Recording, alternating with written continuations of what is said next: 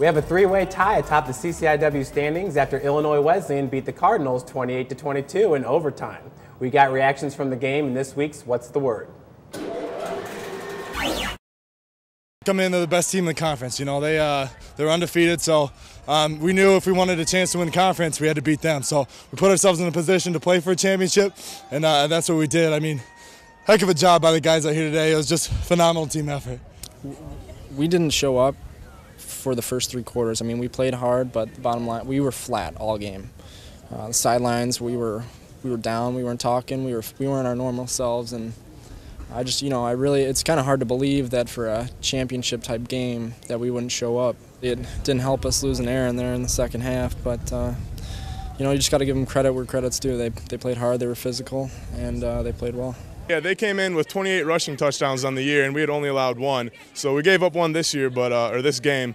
But we just wanted to go there and just flying back off the line of scrimmage, and I think we succeeded in that. But they're a great defense. You know, they're very fast. I think the field conditions played in our favor a little bit because they are so fast. And, you know, we've been playing on it all week, and they got a turf up there. Well, we knew the field was going to be muddy, so we kind of thought that maybe it would be in our advantage. But we're both fast teams, so you know, both had to go for it and just let it fly, and I think we both did. We know we still have to win our last two games. If we want any chance of probably getting into the playoffs, with two losses, I don't know if we'll be able to get in if we don't win the conference. We're going to need Wheaton to come here and beat a good team.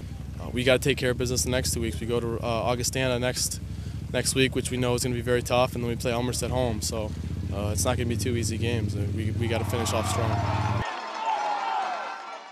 Cardinal assistant coach Dan Lantz coaches the tight end position and is considered by some as the funniest member of the Cardinal football team. Dan, talking to a couple of guys on the sideline in practice yesterday, they said you don't really come out and show it, but in a quiet way, you make everybody laugh. Where does that come from? Well, I guess it makes me question some of the sense of humor of the guys on the team. But you know, I think I like to keep it kind of a light atmosphere. You know, a lot of times it can be pretty stressful, big game weeks, and you know, a lot of the guys I've played with for 2 years, so they're still around, and I have a pretty good relationship with them. So I think it kind of provides some comic relief when it's needed on the team and amongst the coaching staff. Now, Dan, you're a 2008 graduate of North Central College, and you joined the staff in the summer in 2008. And like you said, you're not far removed from a lot of these guys being your teammates, as opposed to you being their coach. What has your impressions of this season been, especially being so close with guys like Aaron Fanthorpe, Dominic Sulo, Matt Wenger? What have your impressions been of the season? You know, I think we had really high hopes going into the season, and some of the injuries, it was tough to watch some of those guys get injured. I played with all those guys a couple years, and watching them go down, knowing how hard they worked, it was kind of tough for me, both as being kind of their coach and kind of their friend too. But I think, you know, some of the younger guys and the, you know, freshmen, sophomores have been able to step up and play really well and fill the voids of the guys we've lost, and hopefully we can continue playing for as long as possible this season. You've been coaching now for about a year and a half under Coach John Thorne. Is coaching something that you like to do? I know that you have a degree in history. Would you eventually want to become like a high school teacher, or what are kind of your thoughts right now? Yeah, I definitely enjoy coaching a lot, and it wasn't something I was sure that I would enjoy before going into this experience, but it's something I've definitely learned to enjoy, and I would like to continue coaching. Where that is, I'm not really sure yet. I've looked into possibly going overseas and coaching after I'm done at North Central, but my options are pretty open as of right now. I'm going to worry about, you know, finishing the season up and doing my job this season, and then kind of think down the road once the season is concluded. So then you're saying you have a timetable on when your coaching at North Central ends? How does that work? Basically what it is, the graduate program, the graduate assistant program, you have 2 years to coach and work for the program. So once the season's over, we'll get into the recruiting season and then spring ball, and then I will graduate early June, and that's kind of when my contract ends with North Central as far as a graduate consistent. Oh, excellent. Well, senior offensive tackle Zach Baldacci started his career as a defensive lineman and now is in his second straight year as a starting left tackle for the Cardinals. Zach, talk about that transition right there. Defensive side of the ball, it's pretty much just relentless. You got to be kind of more calculated on the offensive line. Yeah, It was different. I didn't know what to expect really going into it, and I actually got a phone call a day before camp started my junior year, and was asked, do you want to make the switch? And I trust the coaches and their decisions, and I said I'd go for it. And it was kind of different. I always hung out really around with the defensive guys, but now I was able to meet some offensive guys and really bond and get close with those guys. And yeah, it's a lot more thinking on that side of the ball, I would say, than the defensive side. So, but it's been fun. I've enjoyed it. Zach, talk about last Saturday. Entering the game, the Cardinals were 9th in the country in rush offense, averaging 282.86 yards per game, 97 total yards on Saturday. We had talked about the field conditions. Normally, we're playing on artificial turf.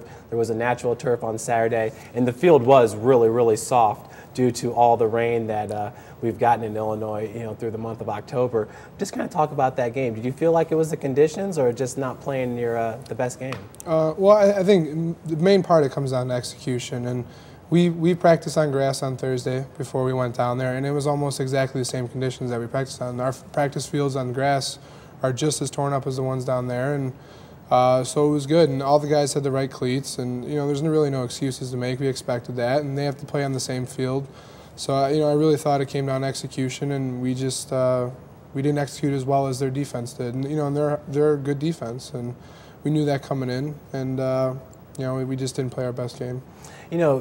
Playing Wheaton last week and then Illinois Wesleyan the week after, comparing the two, did you feel like Illinois Wesleyan might be the better of the two teams? I think they're both great teams, and we know that. We know they're both very good, and but their defense, their stats show that they're a high-ranked defense nationally, and they played like that when we played on Saturday. So yeah, I would say they're both very good teams, but Wesleyan, they have a great defense. Yeah.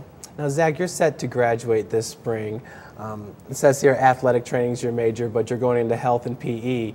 Now, you were injured your freshman year, so you have one more year of eligibility. Yeah. I know you said you've thought about it a little bit. Are you leaning to one side or the other, or are you just going to kind of let the next couple months play out and see where you stand? I think definitely let the next couple months play out. I know I'll get some heat from the coaches once the season's over, and that'll be a daily thing every time I show up down at the stadium, whether if I'm coming back or next year. But I'm going to see how the rest of this year plays out with school and everything, and see if I can get a job or not, and I'll go from there. Just talk about the offense in general. Saturday, with Aaron being there in the first half and then the freshman Spencer Stanek coming in the second half, do you guys have to change a lot of what you're doing on the offensive line given the big shakeup right there? No, I don't think so. Aaron's a veteran player, and then Spencer comes in, he's a freshman, but as far as the offensive line, we're a veteran group. We've been together this is our second year together, and we feel that no matter who's behind us, we're going to protect them, and we're going to do what we need to do. And the game plan wasn't changed at all. We stuck to what we were going to do, and it just didn't work out. But I thought Spencer played great, especially in the position he was put in. He came in there and he did what he needed to do, and I respect him for that too. And all the guys were happy with how he played, so it wasn't a big problem. Well, from the soft and muddy Wilder Field, here's this week's Plays of the Week. Guys, this first one right here comes from Joe Schneiderbauer, getting some pressure on Ladd. That was a sack for a 5-yard loss. Yeah, we needed to get a few more of those. That was a good one by Joe. But now here's that little thing. Here's that play, yeah. Joe Antonacci, it looks like he's gone right there, Coach. Yeah, that's a good recovery. And then Spencer Stanek, Steve Lavick had a big game for the Cardinal offense, stepped up, led the team in receiving yards, also had the touchdown. Steve, you could really tell during that game, doing everything in his power to get some kind of life going into the offense. Your thoughts on Steve's play in that game? Well, I think we talked about it this week after the game. Anytime there's a big stage or there's a big game, it always seems that Steve has a factor in that game, and I really think he does, and he steps up and he steps his play up, and that's what's needed. And you just gotta love him for that. And he plays hard all the time, and he does great. He makes amazing plays, and he's fun to watch. Dan, Steve was saying before that game, just felt like the team was a little bit down. They still went out and played really, really hard as they always do. But he just said the emotional level was a bit down. You could feel it on the sidelines. Did you kind of feel that as well? You don't. I feel like maybe we didn't come out with as much intensity as we would have liked to. I don't think by any means that we looked past the game, or none of the guys looked past the game. But coming off from such a exhilarating win the week before at Wheaton, it's natural that there could be a little bit of a letdown, but I still don't think still think the effort and intensity was there. Just situation didn't work out in our favor. Did you at one point during the game find yourself thinking, what can I do to maybe help energize the group or see if there's anything extra you can do? Absolutely.